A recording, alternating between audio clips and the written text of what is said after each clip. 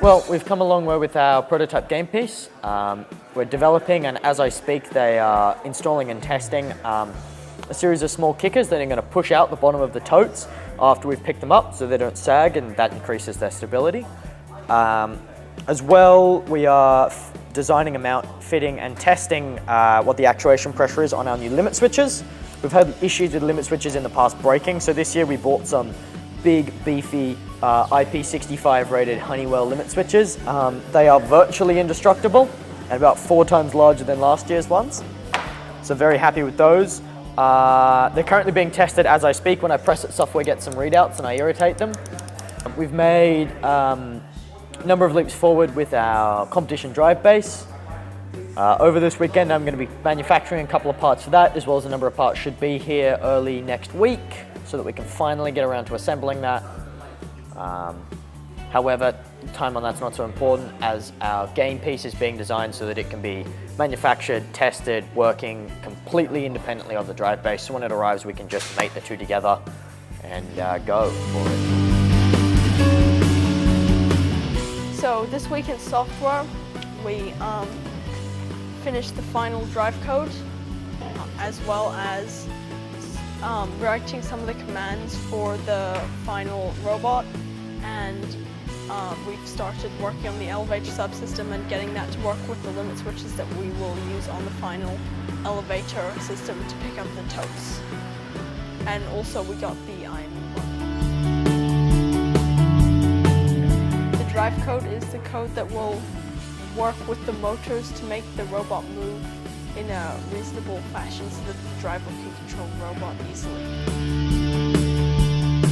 The elevator subsystem is the code that will drive the winch and monitor the limit switches on the elevator to make the elevator work during the competition, so we're able to reliably pick up totes and move between elevator states.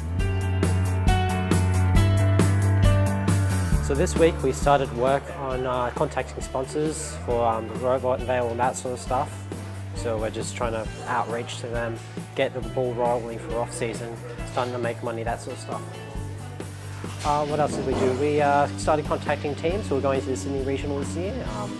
We're arranging for them to do fun stuff within the city of Sydney, for example the aquarium and that sort of stuff. So that was fun.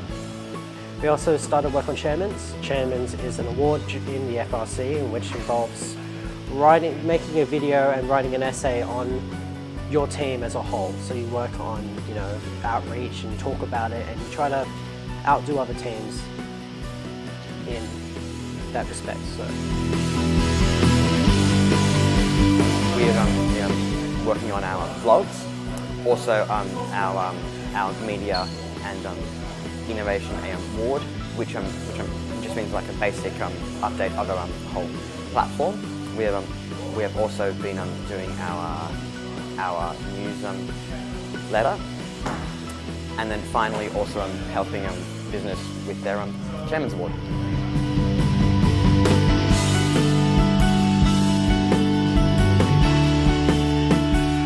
I think robotics is becoming an ever-integrated, ever-important part of modern society.